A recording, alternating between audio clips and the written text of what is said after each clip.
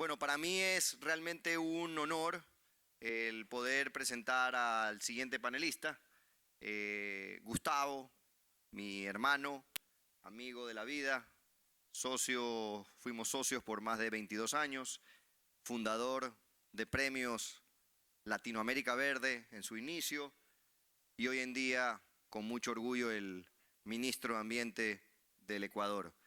No puede estar en mejores manos esa cartera de Estado, porque sin duda pues Gustavo ha sido una persona que ha pasado por todo el proceso, no solamente de estar desde el sector privado, sino también desde la visión de cómo la sostenibilidad sin duda puede ayudar a generar desarrollo económico y social.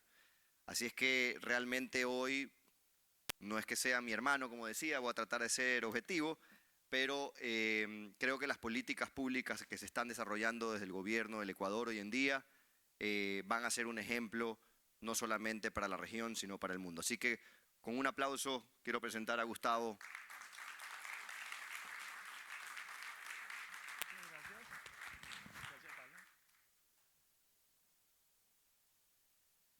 Hola, hola con todos, buenos días, tardes.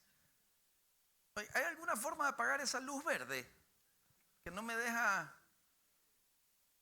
No, es verde, pero necesitamos apagarla. No veo nada. Ahí estamos, tampoco veo. Bueno, muchísimas gracias por estar... el problema es que no veo los apuntes. Gracias por venir, gracias por estar acá. Realmente para mí es un privilegio representar a los muchos actores que participaron en este proceso de probablemente uno de los anuncios más importantes que se hicieron en Glasgow, en Escocia, que es la COP26, o fue la COP26, la cooperación de las partes en temas de cambio climático, donde se reúnen los 193 líderes mundiales y les dan 3 minutos a cada uno para decir cuáles son sus propuestas vinculantes, mandatorias, compromisos taxativos que se van a cumplir en el tiempo. Y ese escenario eligió el presidente Guillermo Lasso. Acabo de ver el reloj. Ese escenario eligió el presidente Guillermo Lasso para anunciar este gran compromiso. Hoy se me ha atravesado en todas mis intervenciones, para los que estuvieron aquí esta mañana en la intervención con los ministros, el por qué.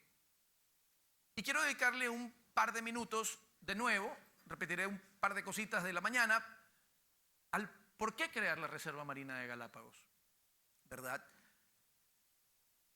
Galápagos es producto de erupciones volcánicas hace millones de años. Hace millones de años esta zona erupciona y se crean estas islas, ¿verdad? Y tienes Isabela, San Cristóbal, Darwin, Wolf, unas que tienen 4.000 kilómetros cuadrados, la más grande como Isabela, y de ahí tienes otras rocas y otros islotes en la parte norte, donde es el santuario de tiburones, tienes Darwin y Wolf. Pero eso es lo que vemos, eso es lo que está sobre la superficie del mar. Ahí es donde vemos toda esa flora y fauna magnífica. Pero resulta, quizás verbalizado pueda sonar como, obvio, no habíamos pensado en eso antes, pero era así. No nos habíamos detenido, le estábamos dando la espalda a los ríos, le estábamos dando la espalda a los mares, a los océanos.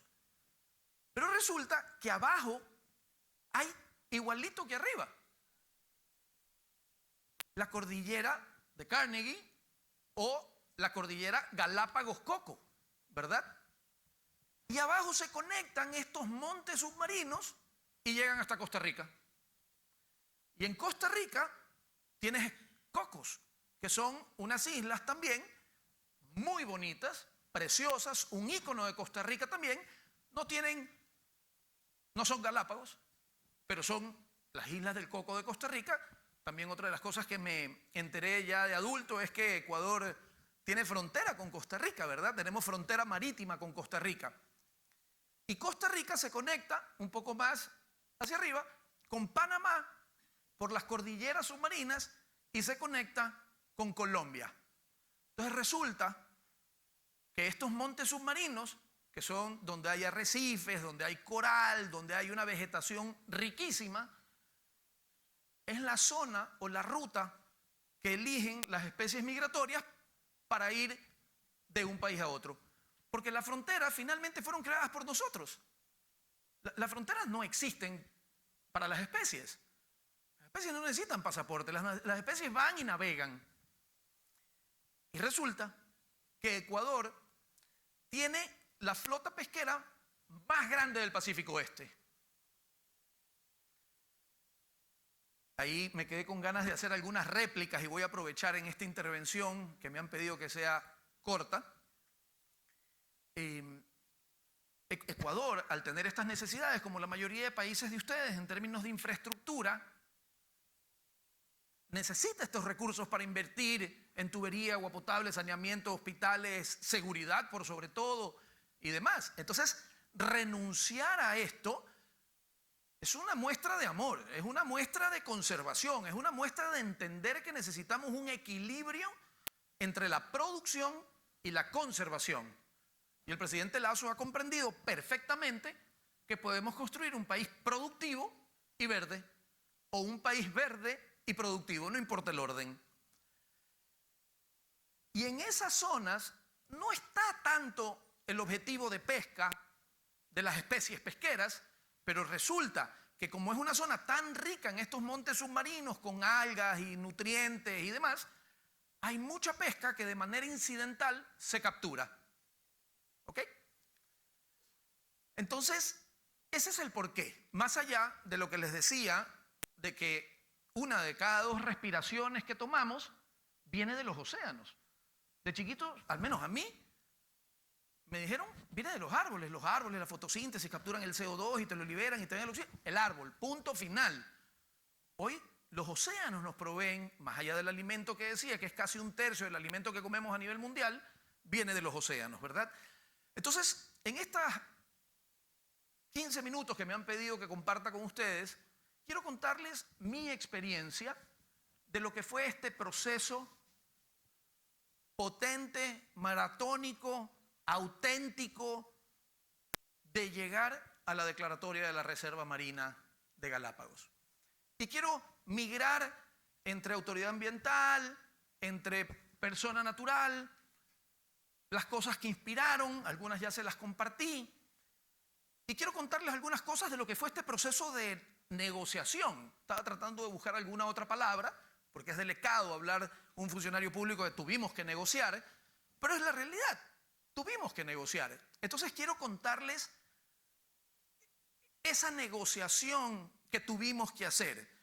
Primero, consultarle al presidente si estaba auténticamente convencido de ir adelante con este proceso en un país que necesita todos los recursos del mundo para salir de la pobreza, en donde tienes la flota pesquera más grande del mundo, del Pacífico Oeste, y en donde tienes las Galápagos. Y la decisión del presidente fue: siga adelante, ministro, esto es algo en lo que creo.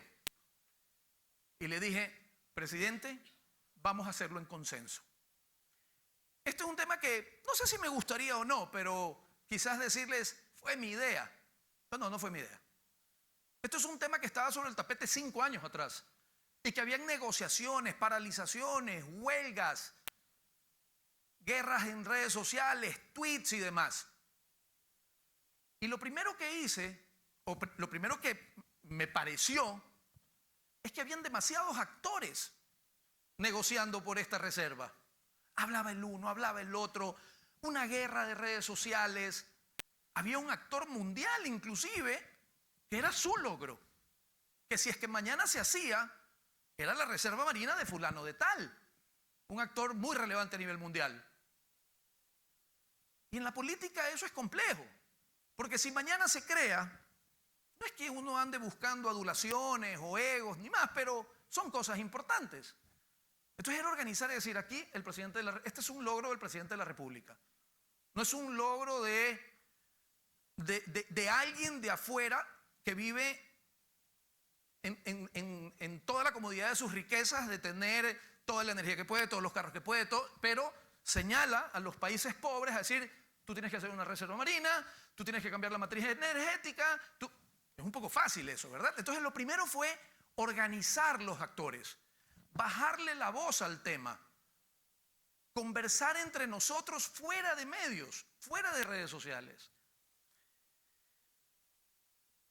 Otro tema que le preguntaban a los ministros esta mañana es ¿qué tan importante es la ciencia en la toma de decisiones? Absolutamente relevante. Otra de las razones principales, la primera es organizamos los actores, es decir, señores, aquí hay un compromiso presidencial, vamos a ordenar los diálogos, cada uno tiene un rol, la academia tiene un rol, pero ¿quién es de la academia? Ustedes, tú hablas con toda la academia, los ambientalistas locales, tú hablas con todos los ambientalistas locales, el actor, el próximo tweet que pegas es para felicitar, no para reprochar, ¿no? Y así, pero créanme que yo les digo que fue absolutamente relevante organizarnos de quién es quién hace qué, cuáles son nuestros canales de comunicación y demás. El otro tema es las cifras. Aquí hay la Universidad San Francisco de Quito, que tuvo un papel relevante, y otras organizaciones, no sé dónde está Lucho Suárez, por aquí, si levantas la mano, Luchito ahí. Y demás organizaciones, esto que yo les cuento muy metafóricamente de los montes submarinos y las carreteras y demás, se sustentó con data dura, con mantarrayas tagueadas, ballenas tagueadas, tiburones tagueados y demás tortugas con tag. Y podíamos determinar a dónde iban y cuánto tiempo se demoraban. Y luego, oye, pero no solo migran en las islas, llegan hasta Costa Rica y mira, llegan en 7 días los tiburones nuestros están allá. Y van en estos montes submarinos. Otro tema que aprendí en el camino es que la gente me dijo, oye, pero no pusiste la reserva exactamente arriba en las montañas. Decís que arriba, yo soy buzo, tengo 35 años buceando. Arriba en las montañas está el pez loro, están esos peces más pequeños. Los tiburones salen, navegan en profundidades, entran, comen, vuelven a salir. Entonces no es que está exactamente aquí. La cordillera está acá y la reserva va por acá. Pero eso nos permitió determinar y hablar con data, porque los pesqueros, a quien merecen todo mi respeto, y creo que son una industria madura en Ecuador, y lo hicimos con ellos, también al principio había una resistencia, y era no, porque la pesca, y viven tantas decenas de miles de familias de la pesca, y vas a dejar en la calle al sector, vendemos 2.600 millones de dólares. Entonces mis respuestas eran, pero la pesca incidental, mueren 283.000 tiburones al año por pesca incidental, 283.000. De hecho, cuando ya hemos terminado esta reunión, habrán muerto tantos miles. Entonces, siempre la parte emocional juega un rol importante, ¿verdad? Pero la data. De hecho, recuerdo ya hacia el final, con los científicos viendo dónde poníamos la reserva, teníamos todas las datas de la navegación de las especies y si la poníamos un poquito más al oeste, protegíamos la tortuga carey. Si la poníamos un poquito más al centro, las mantarrayas. Y finalmente, les cuento que decidimos irnos un poco más al norte, o lo más al norte posible, que nos conecta con el santuario de tiburones de Darwin y Wolf y protege el tiburón martillo, que es una especie amenazada. Obviamente también protege otra, porque no es que son carreteras exclusivas, pero la data. Entonces, primero ordenarnos quién es quién representa, cuándo habla, cuáles son nuestros canales de comunicación. El otro tema es data dura. La data es la madre de todas las decisiones y es lo que te da el sustento, y obviamente organizar quién es el que provee esta data, que sea instituciones importantes. El otro tema es entrar en cifras razonables. Cuando llegamos, el sector que promovía esto, que eso es otro tema, esto nace de las bases. Esto no nace del presidente ni de mí, nace de la comunidad local que quería protegerla. Y ningún proyecto más beneficioso cuando nace desde las bases y viene hacia arriba. Por eso es importante a veces demorarse un poquito más, pero que tenga la convicción de la comunidad, que ellos sean los que lo defienden, que ellos sean los que difunden, promueven. Hay que desprendernos del ego. Cuando llegamos, ese sector, esa comunidad quería 450.000 kilómetros cuadrados. Es decir, toda la zona económica exclusiva de Galápagos. Es decir, el 80% de la zona donde pescaban eso es una locura. Eso, por más ambientalistas que seas, es arruinar un sector de 2.600 millones de dólares. El 30% de la pesca del Ecuador sale de la zona económica exclusiva de Galápagos. Solo para contextualizarnos, Galápagos tiene las islas y de ahí tiene 40 millas que no se pesca, salvo para subsistencia local, los artesanos, y de ahí tiene 160 millas, como todos los países costeros aquí presentes, que completan 200 millas, que es la zona donde pescas. Bueno, esa zona estaba sobre el tapete. Entonces era, primero, virarme a los pescadores y decirles, tranquilo, esto no lo vamos a hacer. Tú confía que esto no vamos a negociar porque es una locura económica. Y los ambientalistas tenemos que tener equilibrios. Les diría que el mayor estigma que tenemos es que, como decían ayer, abrazadores de árboles, y tenemos que tener equilibrios. Y si no los tenemos, tenemos que ser coherentes con nuestra vida e irnos a vivir una caverna, sin carros, sin vehículos, sin alhajas, sin joyas, sin teléfonos celulares y demás. Entonces lo primero fue decirle a los pescadores, estén tranquilos, que esto no va. Y de ahí le decir a ellos, oye, esto es una locura, no podemos hacer eso, ¿verdad? Una frase ganadora en el proceso fue cuando me reuní con los pescadores y les dije, tienen mi palabra que no van a tener sorpresas. Les garantizo que no hay sorpresas. Todo les voy a decir, todo les voy a consultar. Finalmente puede ser que no te guste la solución, pero no te vas a enterar por un acuerdo ministerial o un decreto presidencial. Te vas a enterar por mí. Y eso dio paz. Como en toda relación, como en toda sociedad, como en todo... Cuando no hay sorpresas, fluyen las cosas. Puedes tener metas agresivas, ambiciosas y demás. Pero de verdad, haberles dicho a los pescadores, confíen en nosotros. No van a haber sorpresas, les iremos avisando cómo van las cosas. Fue un tema que ayudó mucho.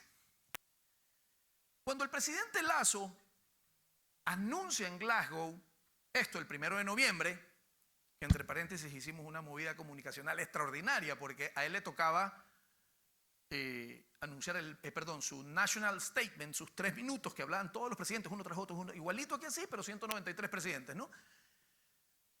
No es que ustedes no sean importantes, pero ellos eran los presidentes, digamos. Y al presidente le tocaba el martes a las 11 de la mañana. Y le digo, presidente, mi sugerencia es que usted aterrice, dé una rueda de prensa y anuncie Glasgow. Y nos encargamos que el titular sea la cumbre del mundo se inaugura con la Reserva Marina de Galápagos. Y ocurrió. Washington Post, CNN, New York Times, Miami Herald cubrieron la noticia y se convirtió en lo más relevante. Entonces es importante la parte comunicacional. Como yo el otro día le decía a alguien, cuando yo estoy pensando en una estrategia, me dijeron que venga a compartir una experiencia, por eso estoy usando ciertos ejemplos personales. El pensamiento mío es 33% administración, 33% sostenibilidad y 33% comunicación. Administración, comunicación y sostenibilidad. Esos 3 ejes son súper importantes. Entonces, el haber dado una rueda de prensa, y entre paréntesis había un medio de comunicación, una cámara. Digo, no sé, imagínense la vergüenza, yo organicé la rueda. Digo, no se preocupe, presidente, que esto se difunde solito. Y efectivamente, de manera orgánica, tuvimos 53 millones de dólares de free press. Es decir, el equivalente como que si hubiéramos pagado plata o desembolsado para que lo cubran, ¿no? Entonces, cuando el presidente, el 1 de noviembre, hace este anuncio, yo no sé qué sorprendió más. Si la creación de la Reserva Marina de Galápagos, per se, los 60.000 kilómetros cuadrados, que ya eso era un wow. Recuerden, país con malnutrición, muchos recursos necesitamos, la flota pesquera más grande, etcétera, etcétera, etcétera. Entonces ya eso era, wow, crean una reserva. Pero creo que llamó más la atención que fue en consenso. Cuando el presidente dice, y esto están de acuerdo los pescadores y van a ver que cuando firme el decreto presidencial 319, los pescadores van a estar al lado mío. Y así fue. El presidente lo firmó en alta mar, en un barco que tenía una vista infinita hacia atrás, un barco de investigación, la Sierra Negra. Vino mucha gente internacional. Una vez más, gracias Ivonne, porque nos coordinó ahí muchas personalidades de lo político, inversiones, el mundo de la actuación y demás, y acompañaron al presidente. ¿Y saben qué? El presidente estaba en primera fila con los pesqueros, artesanales, industriales, armadores, con una sonrisa acá. El mundo no lo podía creer. No podía creer, como nos autollamamos el gobierno del encuentro, tenía una capacidad de diálogo, de reducir su tamaño de área de pesca, con los pesqueros alados, sonriendo. La capacidad de consenso. El consenso es importante. Es más doloroso el proceso, ¿ah? Si estás convencido, no es más doloroso. Pero sí debo decir que es más tortuoso.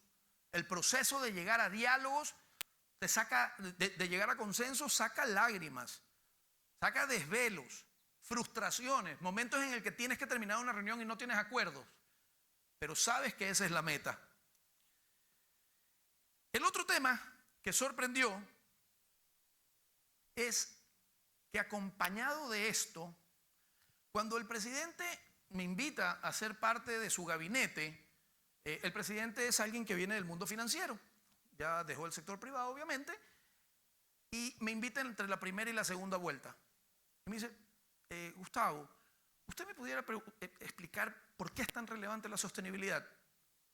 ¿Por qué hay tantos votantes alrededor? ¿Por qué hay tanta gente que le preocupa esto? Explíqueme el concepto. Entonces le digo, presidente, ¿cuánto tiempo tenemos? Me dijo 45 minutos, nos quedamos 3 horas. Le digo, ¿usted sabe cuánto vale un marlin en Costa Rica? Perdón, ¿cuánto vale una libra de marlin en Costa Rica y cuánto vale una libra de marlin en Ecuador? Le digo, en Costa Rica, una libra de marlin, salud, vale $750. Y una libra de marlin en Ecuador vale $3. Tanta diferencia, tan costoso es Costa Rica versus Ecuador. No, presidente, el tema es que allá lo dejan vivo y nosotros lo matamos. Entonces, el marlin, ahí está Luchito Suárez que podrá decir, no son 20 años, son 21.3, pero digamos que vive 20 años un marlin. Hay unos mecanismos de valoración, es decir, ok, los 20 años de ese marlin, si yo promuevo un turismo sostenible, como decía Milagros, la viceministra, valoran en 20 años las habitaciones que rentaron, en 20 años los hoteles que rentaron, los botes, perdón, en 20 años los carros que rentaron, en 20 años los ceviches que se comieron, en 20 años el turismo que se dio. ¿Cuántos marlins tenemos? Tanto. ¿Cuánto turismo genera? Tanto. ¿Cuántas dividido para tantas libras? $750 la libra. Política pública, no se mata ni un marlin más. ¿Verdad? Porque es sostenible. Lo sostienes en el tiempo. De eso se trata. Y eso conversábamos. Entonces, yo decía hace un momento, y voy terminando, que la biodiversidad es la nueva moneda que el mundo necesita. Sí, está bien, los criptos. Estoy completamente de acuerdo y me voy a implementar y a proponer y me voy a proponer entender más, porque todas estas monedas llegaron para quedarse y el blockchain llegó para quedarse. Pero paralelo a eso, la nueva moneda también se llama biodiversidad. Y tenemos que saber que hacer valorarnos. Tenemos que hacernos respetar. Ivonne Baki me acompañó una vez, parece que usted estuviera aquí arriba dando la charla conmigo, Ivonne, a una reunión con un alto funcionario del gobierno norteamericano. Y le hablaba un poco así como les estoy hablando ahora. Y hablábamos con Ivonne y decíamos, es que somos tan ricos como ellos, como este país, o como cualquier país desarrollado. El tema es que tenemos que saber valorar nuestra biodiversidad.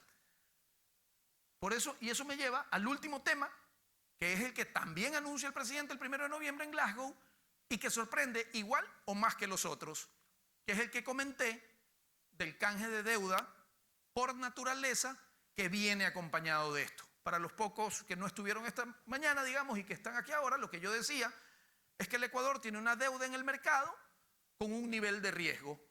Y si tú tienes cash compras esa deuda mayor y tu deuda ahora es menor, ¿verdad?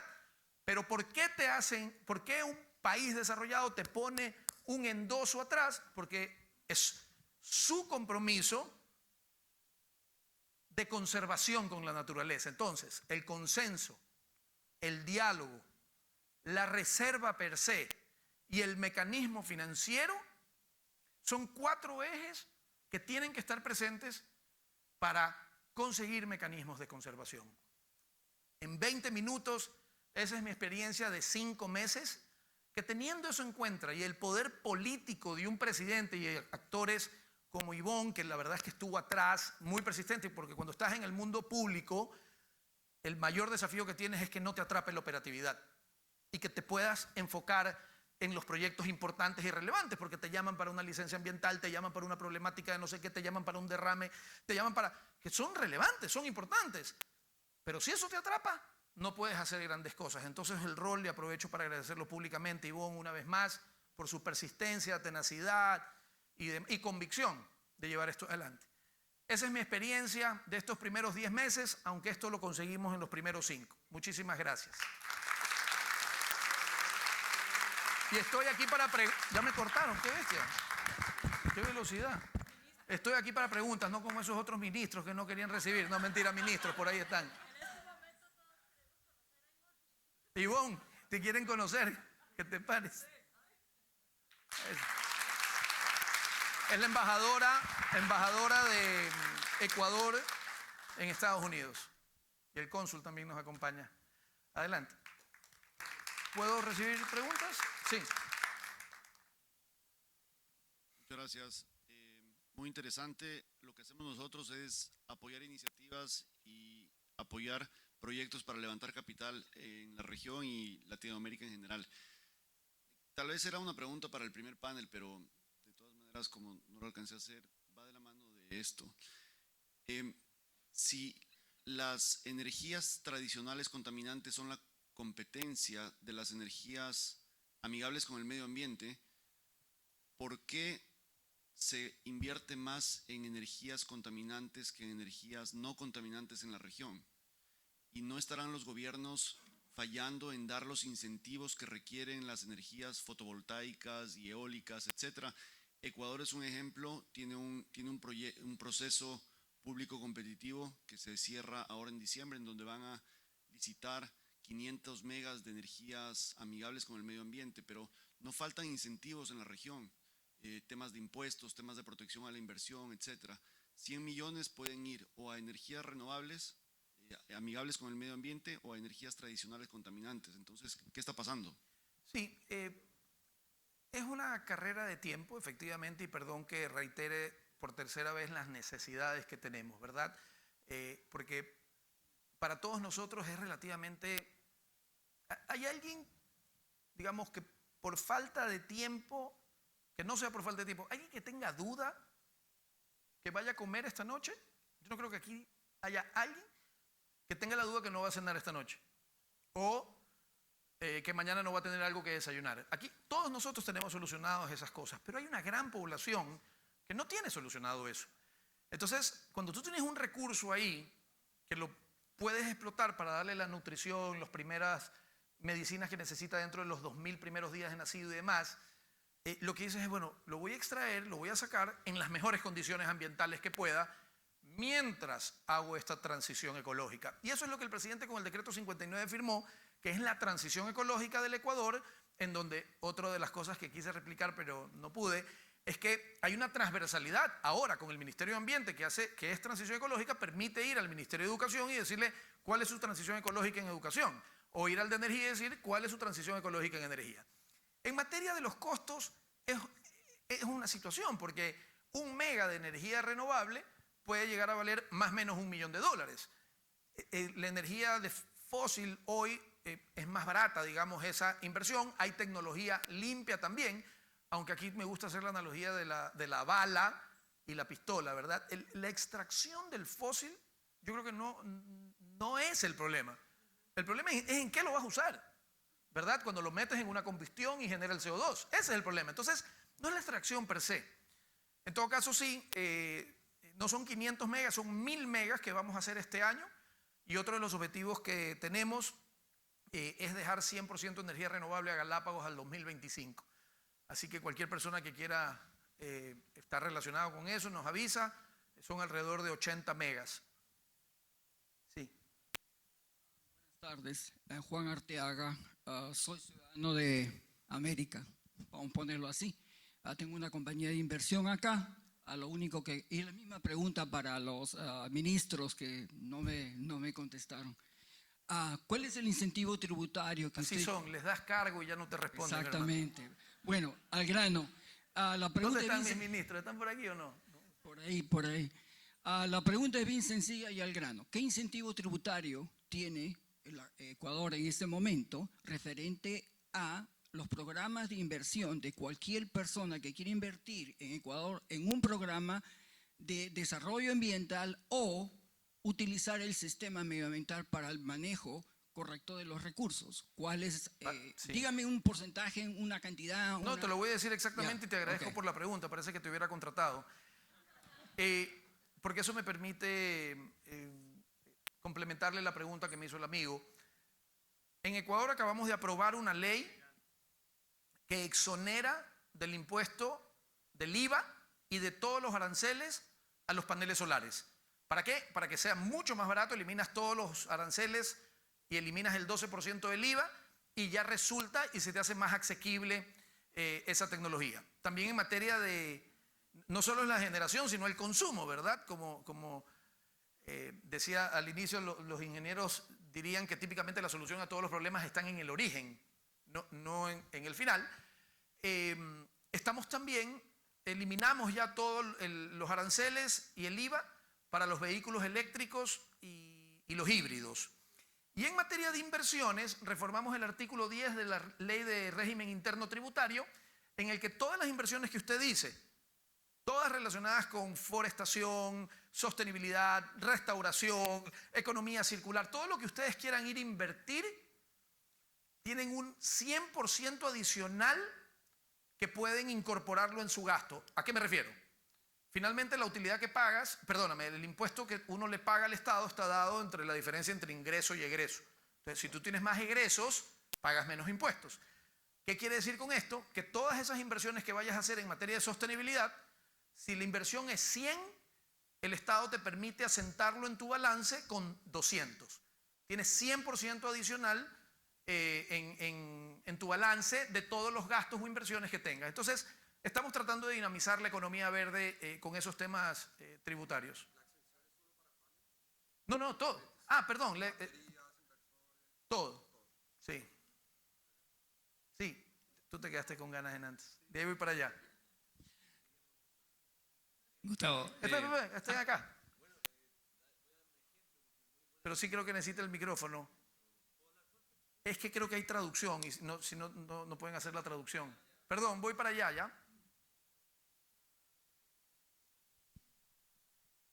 Muchas gracias. José Ale, de Reacciona, de Chile, desde Viña del Mar.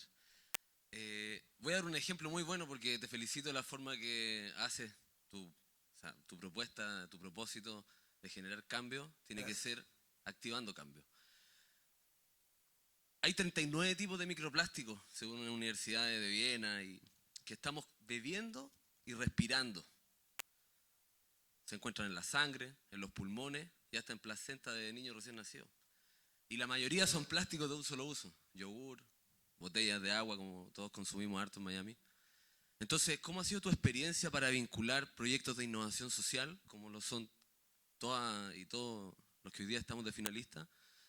¿Cómo ustedes los vinculan, así como vinculan la academia, la industria y los consumidores? ¿Cómo ha sido el potenciamiento de ese ecosistema en proyectos como nosotros y nosotras, que damos soluciones tecnológicas y amigables con el medio ambiente para un problema tan grande como el principal? Mira, el otro día me invitó, y voy a decir el nombre, Nestlé, a celebrar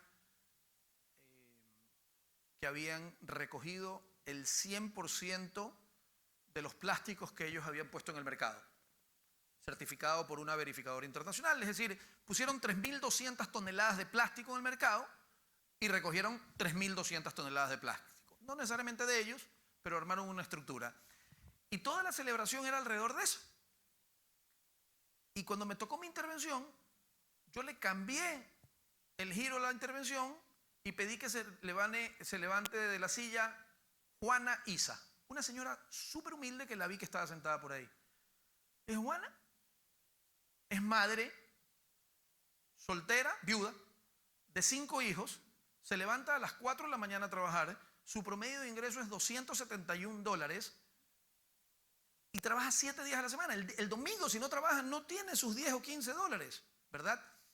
Entonces, yo con la experiencia, como les decía, tengo 30 años en sostenibilidad, menos quizás, he utilizado muchas teorías para convencer. Nos vamos a morir, es un tema de supervivencia, se van a derretir los polos, se van a inundar las ciudades, oye, es el mercado de mayor crecimiento en el mundo, métete, gana más plata. En Ecuador hay más presos por incumplimientos ambientales que por evasión tributaria. Entonces, si no cumples, te vas preso, ¿no? Todas las teorías, pero la teoría de vas a ganar más plata. Si tú, no sé si saben, pero si miden la huella de carbono y se hacen carbono neutro, en los 6 gases que mides te haces entre 15 y 22% más rentable. Entonces, la teoría social, la teoría de ganar ingresos, la teoría de transformar vidas, en mi experiencia, nos ha resultado mucho mejor que la de es cuestión de supervivencia, nos vamos a morir, se va a deforestar. Es a través tuyo vas a transformar la vida de esta otra persona, ¿verdad? Y el otro que decía en la charla es los procesos que vienen desde abajo, que nacen desde ellos, es importante. Y el otro tema, porque pusiste el ejemplo de plásticos, nosotros le pusimos un valor a la basura, en este caso el plástico, 2 centavos de dólar, y redimible. Es decir, el importador de resina de plástico que va a ser, voy a explicarlo muy sencillo, ¿no? Pero el importador de resina deposita en un fideicomiso en el servicio de rentas internas 2 centavos de dólar por botella, lo deja ahí. Cuando este fulano con la resina ya se la tiene que vender al que fabrica la botella, le vende las toneladas de resina más los 2 centavos de dólar. Este fulano en su fábrica hace una botella plástica y se la vende a un embotellador, Coca-Cola, Pepsi, el que usted quiera. Y le dice, aquí está la botella, vale tanto, y devuélveme los 2 centavos de dólar que le di el de aquí y que el de aquí le doy el de allá. Pepsi embotella y se la vende al 7-Eleven, a Primax, a quien sea. Primax o 7-Eleven le dice, toma la bebida, toma la botella y te devuelvo los 2 centavos de dólar que se fueron en la cadena. El consumidor jala y compra la botella, la bebida, los 2 centavos, se toma esto y se queda con una cosa que vale 2 centavos. Y en Ecuador hay unas máquinas y si no unos centros de acopio de gente humilde como la señora Juanita, que tú le das la botella y te da 2 centavos de dólar. Juanita se queda con la botella y con un papel. Con ese papel va al servicio de rentas internas y reclama los 2 centavos de dólar que alguien los puso que los recuperó. Entonces nadie los puso finalmente. Pero el reciclador se queda con la botella. Y con esa botella hace fibras y demás. Entonces hay que ponerle un valor a la basura. Mahatma Gandhi tenía una frase que decía, si quieres ver el nivel de inteligencia de una población, mira cómo trata a los animales. Yo diría, si quieres ver el nivel de inteligencia de una población, mira cuánta basura hay en su basurero. Mientras menos basura, más inteligentes. Entonces, esa combinación de respuestas te puedo dar sobre eso. Sí, bueno, Gustavo. 2019 conocimos Premios Verdes. Yo soy Felipe, vengo de la Patagonia chilena. Ha ido migrando nuestro proyecto mucho. Sin embargo, quiero ser súper directo con esta pregunta. Cuando yo era chico, iba a la playa, hace ya harto rato, iba a la playa y el gran temor, no sé si recuerdan los que ya tienen 40 o más, era el agujero de la capa de ozono.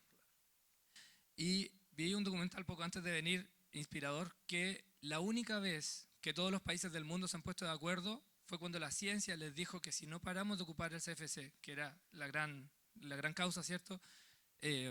No íbamos a detener esto. Se pusieron de acuerdo y se detuvo esto, y no solo se detuvo, sino que se revirtió y hoy día casi no existe, si es que existe algo.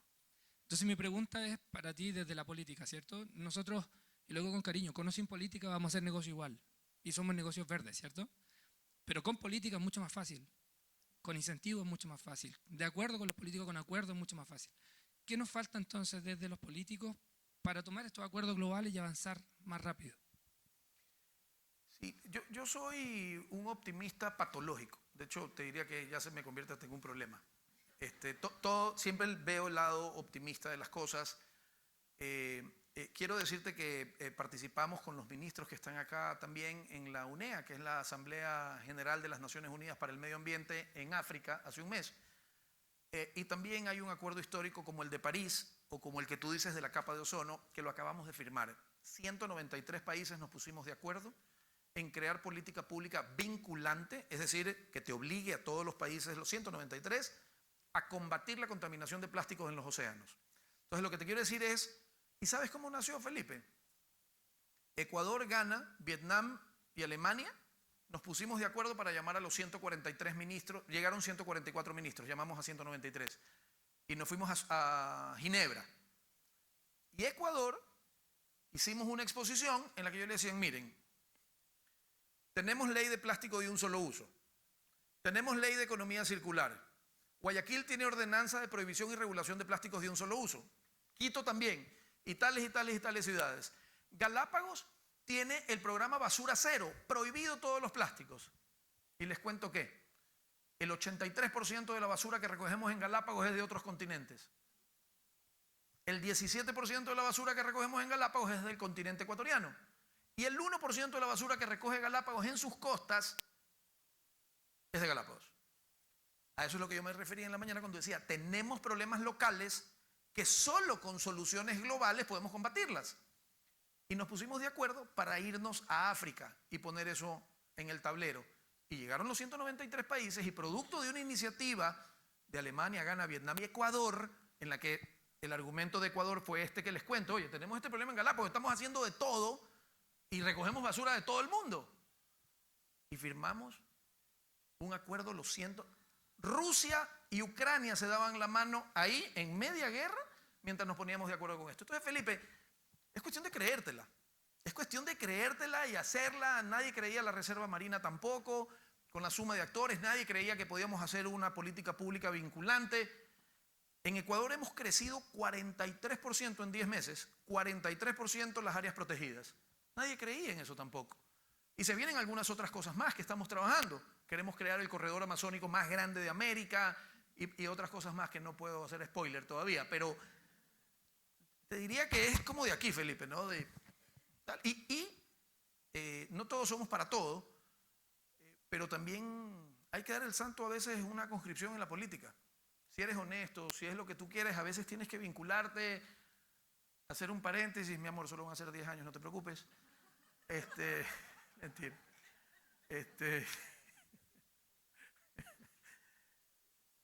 Creo que se acabaron las preguntas.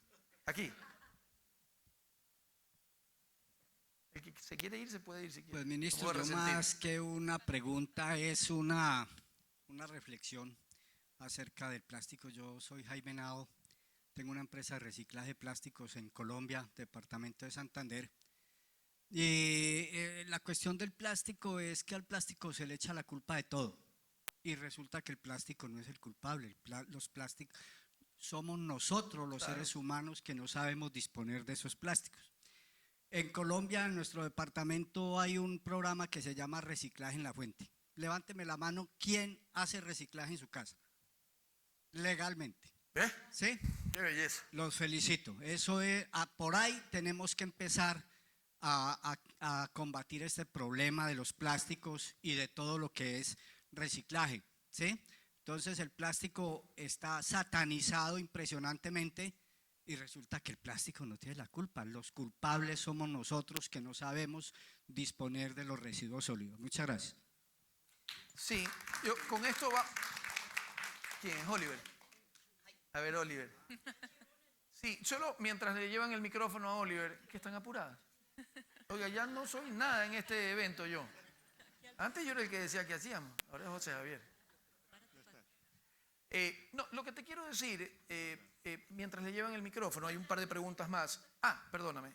Y terminamos con las dos de atrás, ¿ya? Cortitas, y la mía también prometo respuesta corta, pero finalmente lo que te quiero decir es, y esto es una respuesta entre lo de Felipe y la tuya, la salida está en lo cotidiano.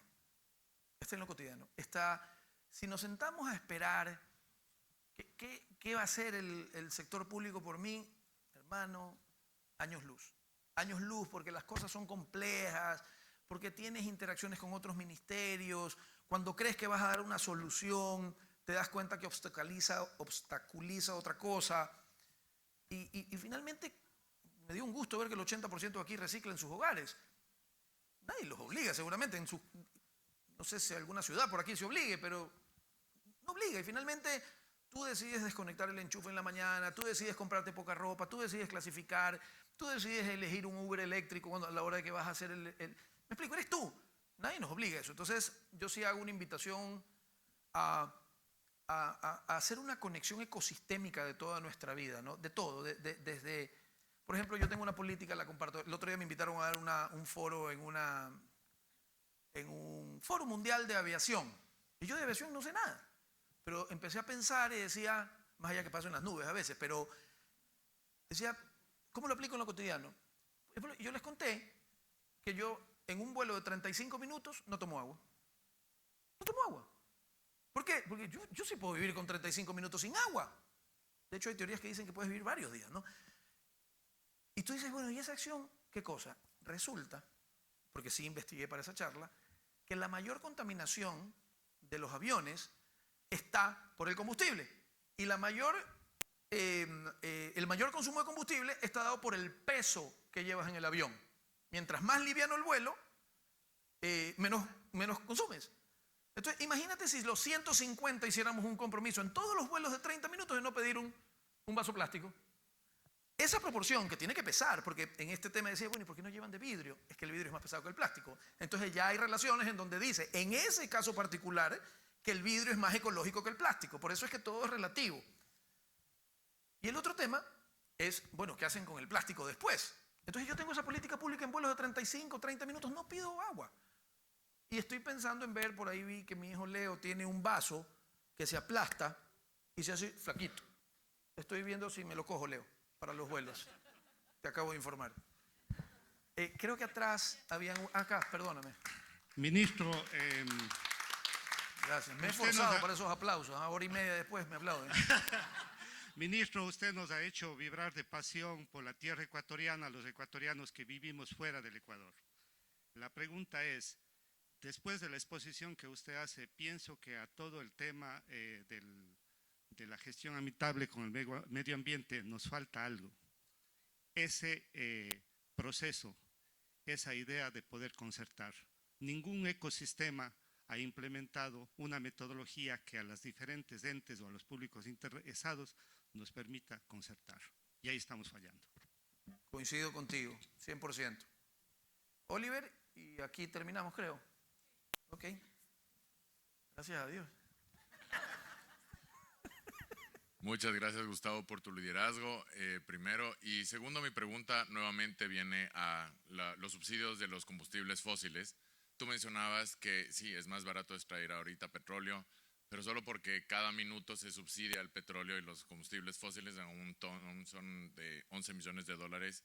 Hay más de 5.7 trillones de dólares anuales alrededor del mundo. Solo por eso son los más baratos. Si se focaliza los ahorros que, por ejemplo, ahorita con la nueva banda de combustibles en el Ecuador se va a ahorrar 700 millones de dólares anuales, si se focalizan esos 700 millones para subsidios de energías renovables, de energías limpias, de energías de los nuevos, que los plásticos también sale del petróleo, que igual si se hace el costo de toda la extracción petrolera y los daños ambientales que producen ya son incalculables y no llega a ser ni un poco menor a las nuevas energías renovables.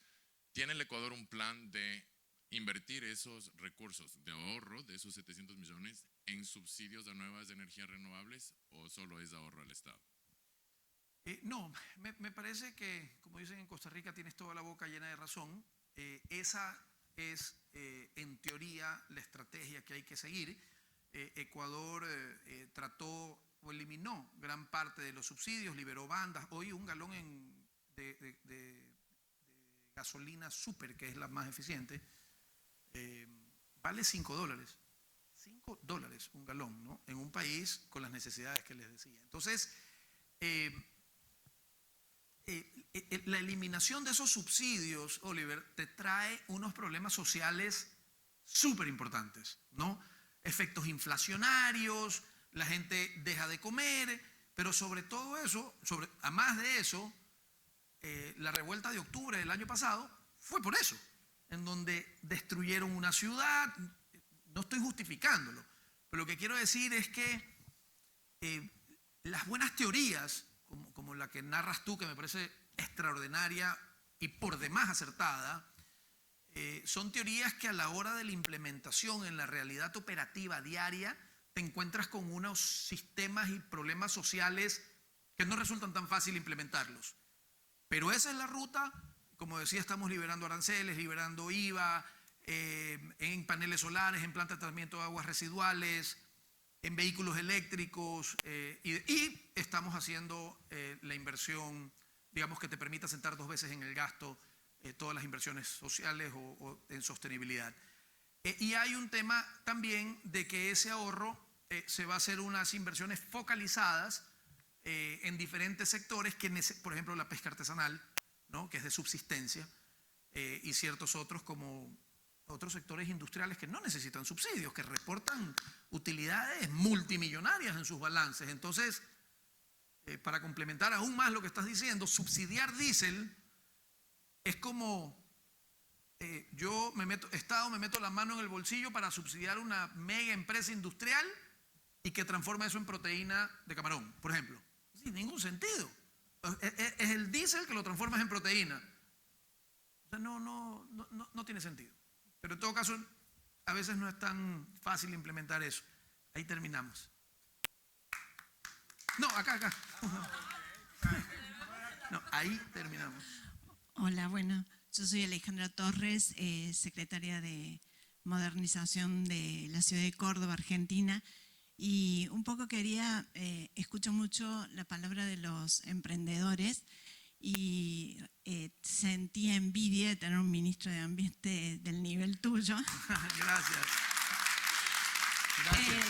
Hace mucho tiempo que venimos bregando Córdoba, gracias a Dios, ciudad que ha sido elegida para participar en este evento, realmente nos llena de orgullo y estamos luchando mucho por promover este tipo de conductas. Pero mis años también me dicen, y he pasado mucho por Argentina y he visto mucho que ha pasado por Ecuador y otros países de nuestra querida América Latina, ¿cómo podemos hacer para que esto sea perdurable en el tiempo? Que me parece, porque hoy estás vos, ¿qué pasa cuando el día de mañana no estás vos o no está tu presidente? Por lo menos eso me ha pasado a mí. Entonces, si hay algún consejo por el cual podemos asegurar que este tipo de conductas, de políticas públicas, que es la que uno pregona y por lo que uno viene luchando, se puedan transformar o garantizar en cierta continuidad en el tiempo. Especialmente que cuando cada inversión que hace cualquier emprendedor de acá o la propia ciudad implica mucho costo, ¿no? Porque la rentabilidad se observa en el tiempo. Sí. Mira, yo creo que todo se centra en educación, todo, ¿no? Y quiero robármele una frase que dijo Adrián Peña, el ministro de Uruguay, que decía, lo que no conoces, no lo amas, y si no lo amas, no lo cuidas, ¿verdad? Y yo creo que de eso se trata.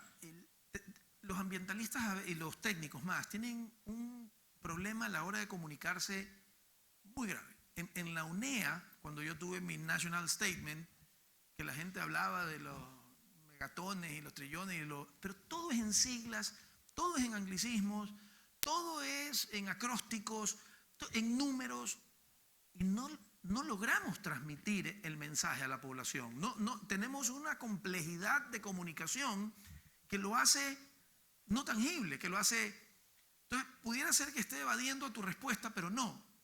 Yo creo que lo que tenemos que hacer, los que creemos en esto, que son todos ustedes también, es hablar en lenguajes sencillos y entender por qué una libra de marlin vale $750 en un país y acá $3, y que el de acá va a generar tantas plazas de empleo. Entonces, yo creo que tenemos una tarea en educar, que además, en una encuesta que hicimos en Ecuador hace algún tiempo, no en mi administración del ministerio, lo número uno que quiere la población, en el caso de Ecuador estoy hablando, del ministerio, es que los eduques. Es saber. Leí el otro día también esto, mis amigos que han estado conmigo ya muchos años me tienen que haber oído muchas veces esto aquí, pero leía, por ejemplo, ¿saben lo que son los vampiros eléctricos? Eso leo. Los vampiros eléctricos son aquellos enchufes que quedan conectados sin ninguna función, típicamente durante la noche. El de un microondas, el de una lavadora, el de una licuadora, el de una televisión, ¿verdad? Y tienen ese foco rojito típicamente cuando está apagado en relantín. Está en relantín, es como dejar un motor prendido en neutro, eventualmente en 4 o 5 días se te consumirá el combustible, ¿verdad? Está en relantín. Eso es un vampiro eléctrico. Yo leía que Berlín había hecho un estudio que decía que si desenchufara todos los vampiros eléctricos de la noche, iluminaría a toda Alemania por un día. Entonces, lo entiendes así, ¿verdad? Entiendes ese tema. O cuando tú dices que ser carbono neutro te hace entre 15 y 22% más rentable en esos 6 gases. Entonces, cuando estás en un nivel de supervivencia económica y empiezas a ver que además es buen negocio, que además me ahorra plata, que además me da recursos, que además me genera empleo, empiezas a movilizar. Como yo te dije, yo estuve años en esto y traté muchas teorías. En algún momento decía Laudato Si, la encíclica del Papa, esto es un encargo divino y nos vamos a ir al infierno todos. No funciona, para decirte la verdad. Después decía, mira, hay más presos, Ecuador le da derechos a la Constitución, hay más presos por incumplimientos ambientales. Entonces, pero cuando tocas corazones y tocas billeteras en el sentido de, por ejemplo, el otro día leía también que 1 grado de temperatura menos en el aire acondicionado te ahorra el 10% de la planilla de energía relacionada con el aire acondicionado. Necesitamos lenguajes más sencillos, y ahí conectas. Y ahí se quedan enganchados. Y cada uno tiene un tópico, porque al señor le gustan los delfines, al de acá las mantarrayas, al de acá tiene los páramos, el de acá. Hay que encontrar los lenguajes y los canales correctos con cada uno de los interlocutores. Muchísimas gracias a todos. Nos vemos en la gala. Muchas gracias, ministro Manrique. Bueno, hemos terminado otra vez la jornada de hoy. Quiero recordarles un pequeño comentario. Por favor, no se olviden de devolver los receptores de la traducción. Todos nuestros eventos han sido transmitidos a través de Facebook y subidos a YouTube. Así que si se perdieron algún evento de toda esta semana, desde el lunes, martes, miércoles, jueves, viernes, sábado, son 6 días de actividades y eventos que hemos tenido, los pueden ver a través de nuestro canal de YouTube, @premiosverdes. Y también nos pueden seguir en nuestras redes sociales, @premiosverdes, para que no se pierdan nada de lo que está pasando, ¿no? Mañana culminamos la edición 2022 y el lunes empieza la edición 2023. Así que bueno, gracias.